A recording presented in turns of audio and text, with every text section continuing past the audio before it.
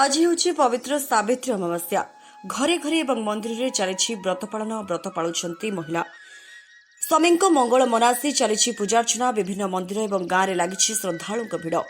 ପାଟନା ଏବଂ ସାହାରପଡ଼ା ବ୍ଲକ ଅଞ୍ଚଳରେ ଦେବାଳୟଗୁଡ଼ିକରେ ସାବିତ୍ରୀ ବ୍ରତ ପାଇଁ ପ୍ରବଳ ଭିଡ଼ ଲାଗି ରହିଛି। ମହିଳାମାନେ ସ୍ୱାମୀଙ୍କ ମଙ୍ଗଳ ମନାସି ତାଙ୍କ ପାଇଁ ନୂଆ ଶାଢ଼ୀ ପିନ୍ଧି ଡାଲାରେ ବିଭିନ୍ନ ପ୍ରକାର ଫଳ ଧୂପ ଦୀପ ଧରି ମନ୍ଦିର ଯାଇଥାନ୍ତି।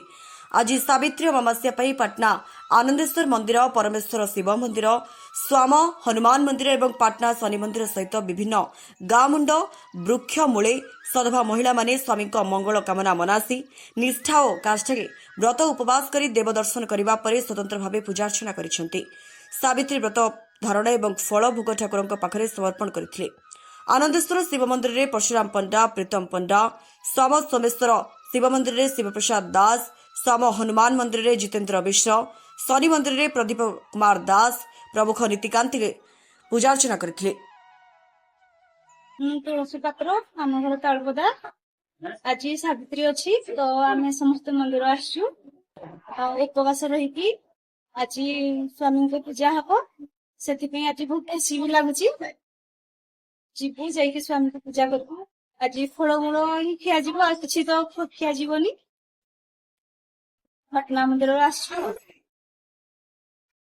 ବର୍ଷ ପାଇଁ ବହୁତ ଉତ୍ସବ ମୁଖର ଅଛି ଆଉ ବହୁତ ଲୋକ ଏଠି ଆସିକି କରୁଛନ୍ତି ସାବିତ୍ରୀ ବ୍ରତ।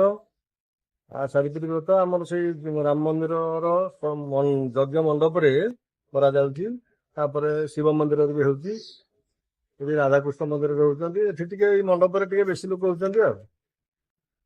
ମାନେ ପୁରାଣ କାଳରୁ ଯୋଉ ମାନେ ଯୁଧିଷ୍ଠିର କୃଷ୍ଣଙ୍କୁ ପଚାରିଛନ୍ତି ଏଇଟା କୋଉଟା ଶ୍ରେଷ୍ଠ ବ୍ରତ, ନା ସାବିତ୍ରୀ ବ୍ରତ ହଉଛି ଶ୍ରେଷ୍ଠ ବ୍ରତ। ତେଣୁ ସେ ସାବିତ୍ରୀ ଯଜ୍ଞରୁ ଉତ୍ପତ୍ତି ହେଇଛନ୍ତି। ତାଙ୍କୁ ବିମତସନ ରଜା ମାଳବିଦ୍ୟାଙ୍କର ସେ ହେଉଛନ୍ତି ଝିଅ। ତାଙ୍କର ପୁଅ ଝିଅ କିଛି ନଥିଲେ, ସେ 18 ବର୍ଷ କାଳ ଯଜ୍ଞ କରିକି ସାବିତ୍ରୀ ପାଇଥିଲେ। ତାଙ୍କୁ କହିଲେ ଯେ ଯଜ୍ଞରେ ଭଗବାନ ଆବିର୍ଭାବ ହେଇ କହିଲେ ତୁମେ କେବଳ ଗୋଟିଏ ଝିଅକୁ ଜନ୍ମ ପାଇବ, ଝିଅ ଜନ୍ମ ହବ, ଆଉ ପୁଅକୁ ଆଶା କରିବନି। ଏଇ ଝିଅ ପୁଅ ଆଉ ଝିଅ ଦି କୂଳକୁ ହିତ ହବ। ତେଣୁ ସେମିତି ନିଜର କଠୋର ତପସ୍ୟା ବଳରେ ସିଏ ଯମରାଜାଙ୍କ ପାଖରୁ 4ଟି ବର ପାଇଥିଲେ, ମାଗିକି ଆଣିଥିଲେ। ବହୁ ମାନେ ଅତି ଚତୁରତାର ସହିତ ସେ 4ଟି ବର ଆଣିଥିଲେ। ପ୍ରଥମ ବରରେ ସେ ତାଙ୍କ ଶ୍ୱଶୁର ଅନ୍ଧ ଥିଲେ ଏବଂ ସେ ଶ୍ୱଶୁରଙ୍କର କେମିତି ଆଖି ପାଇବେ, ପ୍ରଥମ ବରରେ ଆସିଲା। ଦ୍ୱିତୀୟ ବରରେ ସିଏ କହିଲେ ମୋ ଶ୍ୱଶୁରଙ୍କର ରାଜ୍ୟ ଯାଇଛି, ଆହୁରି 100 ପୁଅ ହୁଅନ୍ତି ଏବଂ ରାଜ୍ୟ ପାଆନ୍ତୁ, ସିଏ ସେୟା ହେଇଛି। ଏବଂ ତୃତୀୟରେ ଯମରାଜା ପଚାରିଲେ ତୁମେ ତ ବର ପାଇଲ ଯ କହିଲା ନା ଆପଣ ଅନ୍ୟାୟ କରୁଛନ୍ତି, ମତେ ମୁଁ ଦୁଇ କୂଳକୁ ହିତ ହେବି। ତେଣୁ ପ୍ରଥମ ବର ମୋ ଶ୍ୱଶୁରଙ୍କୁ ଦେଲେ, ଯେତେବେଳେ ମୋର ବାପା ମଧ୍ୟ ମୋର ନିସନ୍ତାନ ଅଛନ୍ତି, ପୁଅ ତାଙ୍କ ନାହାନ୍ତି, ତାଙ୍କୁ 100 ପୁତ୍ର ଦିଅନ୍ତୁ। ତୃତୀୟ ବର ଦେଇଦେଲେ।